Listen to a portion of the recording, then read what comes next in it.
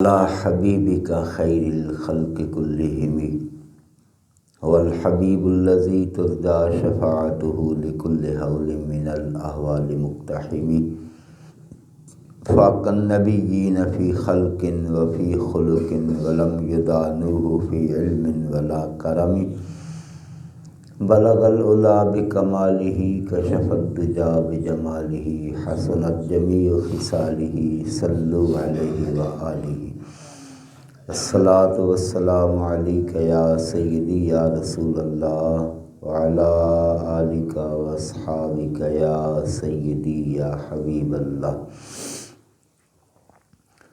حدثنا عبد العزیز بن عبد اللہ الاویسی قال حدثني ابراہیم بن سعد عن ابن شہاب عن عطاء بن یزید اخبرہ ان حمران مولا عثمان اخبرہ انہ رأى عثمان بن عفان رضی اللہ تعالی عنہما دعا بإناء فأفرغ على كفيه 3 مرار فغسلهما ثم أدخل يمينه في الإناء فمزمز واستنشق ثم غسل وجهه 3 ويديه إلى المرفقين 3 مرار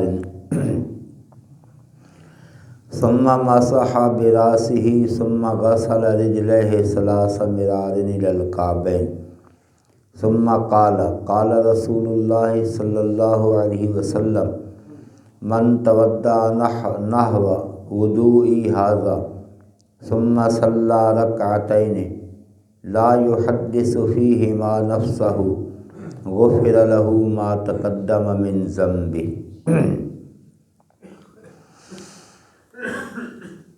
حدیث کے راویوں کا جو تسلسل ہے، سند حدیث 159 بخاری شریف کی حدیث پاک ہے۔ عطاء ابن یزید رضی اللہ عنہ فرماتے ہیں کہ مجھے حمران حضرت سیدنا عثمان ابن عفان رضی اللہ تعالیٰ عنہ کے جو غلام تھے، مولا تھے، انہوں نے بتایا کہ انہ رأى عثمان ابن عفان، کہ میں نے دیکھا کہ عثمان ابن عفان رضی اللہ تعالیٰ عنہما دعا بإناء فأفرغ على كفيه 3 مرار، آپ نے پانی کا برتن منگایا اور 3 مرتبہ اپنے ہاتھوں کو دھویا۔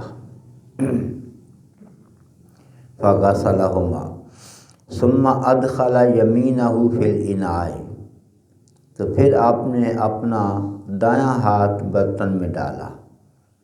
فمضمض واستنشق، آپ نے کلی کی اور ناک میں پانی ڈالا۔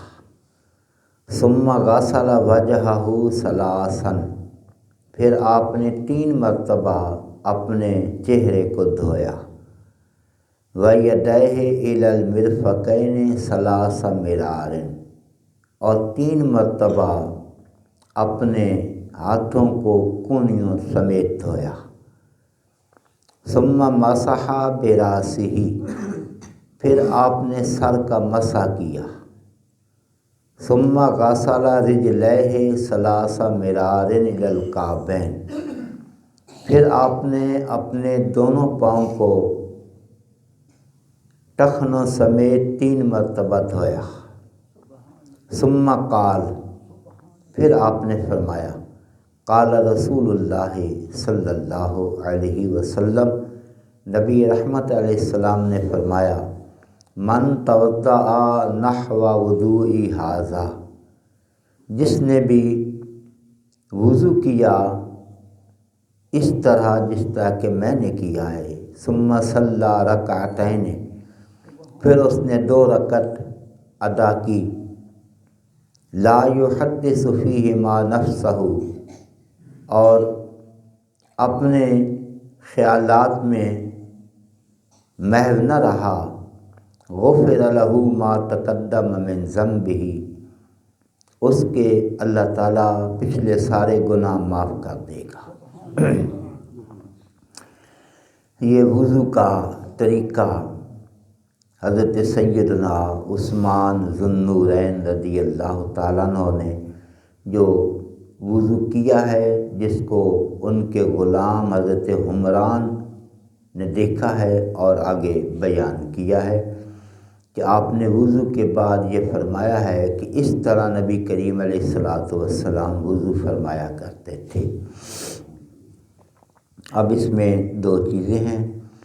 پہلی بات تو یہ فرمائی ہے لا یحدث فیہما نفسہ، کہ وہ باتوں میں خیالات میں محو نہ رہے، گھوما نہ رہے۔ اب انسان کو نماز میں جو خیالات آتے ہیں تو محدثین نے بتایا کہ 5 قسم کے وہ خیالات ہوتے ہیں۔ نمبر 1 حادث، نماز پڑھتے پڑھتے اچانک کوئی خیال آ جانا۔ نمبر 2 جس کو کہتے ہیں خاطر، بار بار کسی چیز کا خیال آنا۔ حادث ہے اچانک کوئی خیال آ گیا، خاطر ہے کہ بار بار کسی بات کا، کسی چیز کا نماز میں خیال آنا۔ نمبر 3 ہے حدیث نفس، ذہن میں کوئی خیال آئے، نفس یا ذہن اس کی طرف متوجہ ہو جائے، راغب ہو جائے۔ نمبر 3 ہے ہم، غالب جانب اس انسان کا، نمازی کا، کسی چیز کو حاصل کرنے کی طرف توجہ کرنا کہ یہ چیز مجھے مل جائے، اور نہ ملنے کی طرف ہو، نہ خیال ہونے کی طرف ہو، جو ہے نا یہ مغلوب ہو جائے، اس کو ہم کہتے ہیں۔ نمبر 5 ہے عزم، کہ مغلوب جانب بھی زائل ہو جائے، اس چیز کو حاصل کرنے کا پختہ ارادہ اور نیت کر لے نماز میں۔ یہ 5 قسم کے جو خیالات آتے ہیں ان کی محدثین نے قسمیں بیان کی ہیں۔ بتایا کہ پہلی 3 قسمیں جو ہیں، حادث، خاطر اور حدیث نفس، اس پر نہ اس امت پر گرفت ہے، نہ اس سے پہلی امتوں پر گرفت تھی کہ نماز میں اگر اچانک کوئی خیال آ گیا، یا کوئی خیال بار بار آ گیا، یا ذہن میں خیال آیا، ذہن اور نفس نے اس کی طرف رغبت کی، اس پر نہ پہلے اللہ رب العالمین نے مواخذہ فرمایا امتوں پر، نہ اس امت پر مواخذہ ہے۔ چوتھی قسم ہم جو ہے اس پہ، اور 5ویں قسم عزم، ان پر سابقہ امتوں میں گرفت تھی، مواخذہ تھا، لیکن اللہ نے اپنے محبوب کریم علیہ السلام کا کرم صدقہ فرماتے ہوئے امت پہ احسان کیا ہے۔ اس میں چوتھی قسم ہم جو ہے اس پر بھی اس امت کو مواخذہ نہیں ہے، لیکن 5ویں قسم عزم جو ہے اس پر انسان کا مواخذہ ہے۔ اب جو خیال آنا ہے اس میں اللہ نہ کرے کسی گناہ کا، کسی برائی کا خیال آئے، یہ تو بہت برا ہے۔ اگر انسان کو کسی نیک کام کا خیال آتا ہے، جس طرح کہ حضرت سیدنا عمر فاروق رضی اللہ تعالیٰ عنہ فرماتے ہیں کہ میں نماز میں کئی مرتبہ ایسا ہوتا کہ میرا خیال جو ہے نا وہ جنگ میں صفوں کو درست کر رہا ہوتا، یعنی دین کا خیال، نیکی کا خیال۔ اس کے بعد فرمایا غفر لہ ما تقدم من ذنبہ، کہ اس طرح وضو کرنے کے بعد اگر کوئی 2 رکعت ادا کرتا ہے۔ اچھا، اس میں خاص طور پر محدثین نے جو لکھا ہے نا کہ وضو کے بعد جو 2 رکعت ادا کی جاتی ہیں، عام طور پر اس کو تحیۃ الوضو کہا جاتا ہے، لیکن فرماتے نہیں، یہ تحیۃ الوضو نہیں ہے، یہ اپنا 2 رکعتیں سنت وضو ہیں۔ وضو کے بعد جو رکعتیں ادا کی جاتی ہیں ان کو سنت وضو کہا جا سکتا ہے، تحیۃ الوضو نہیں کہتے ہیں۔ اب جو گناہ معاف ہوں گے اس سے متعلق فرمایا کہ جو انسان سے صغائر ہو گئے، چھوٹے گناہ، اللہ تعالیٰ ان کو وضو کرنے کے بعد 2 رکعت ادا کرنے سے اللہ ان کو معاف کر دیتا ہے۔ اگر فرمایا کسی انسان کے بڑے گناہ چھوٹے نہ ہوں، بڑے گناہ ہوں، اللہ تعالیٰ اس میں تخفیف فرما دیتا ہے۔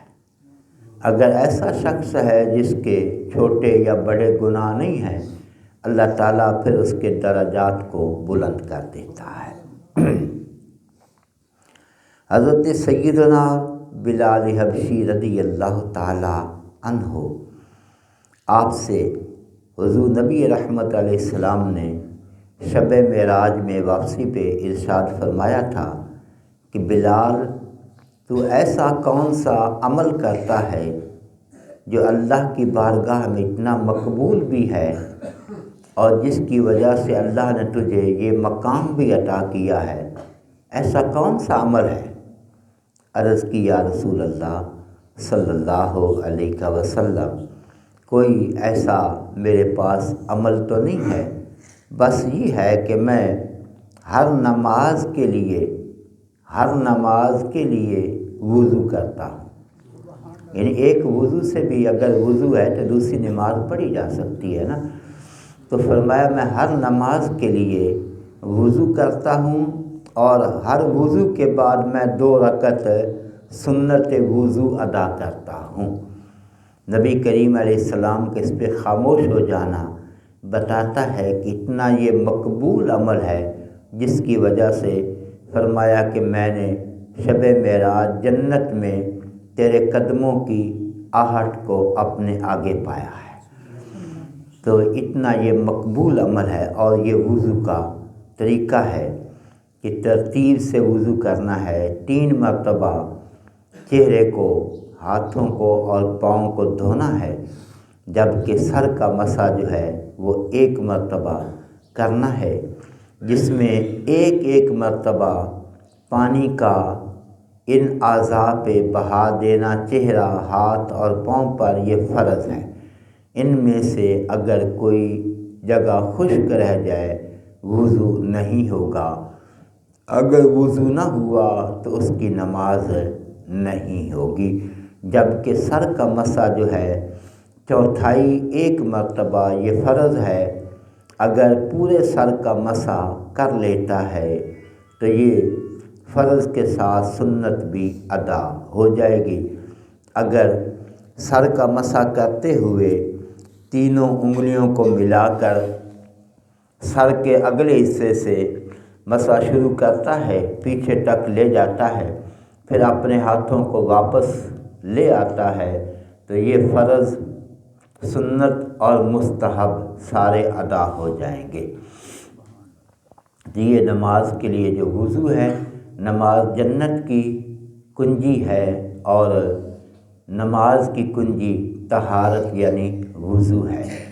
صحیح وضو کرنا، کامل وضو کرنا، اور اس طریقے سے بھی خیال رکھنا کہ وضو کرتے ہوئے انسان کے کپڑوں پر یا اس کے جسم پر استعمال شدہ پانی جو ہے وہ چھینٹے نہ پڑیں، اس سے بھی پرہیز کی جائے، اور وضو کرنے کے بعد اپنے ان اعضاء کو اتنا رگڑ کر بھی خشک نہ کیا جائے۔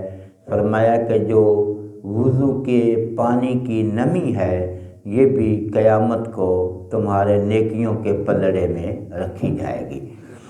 اور تیسری بات یہ ہے کہ وضو کر کے عام طور پر ہوتا ہے کہ آدمی نماز کھڑی ہو گئے، جلدی جلدی بھاگ نکلا، تو وہ پانی کے قطرات جو ہیں مسجد میں گرتے آئیں، اس سے بھی پرہیز کرنی چاہیے۔ وضو کر کے مسجد کے ادب کا تقاضا ہے کہ انسان آرام سے مسجد میں چلے، بھاگ دوڑ یا گفت و شنید جو ہے دنیاوی بلا وجہ، یہ بھی مسجد میں منع ہے۔ اللہ تعالیٰ عمل کی توفیق عطا فرمائے۔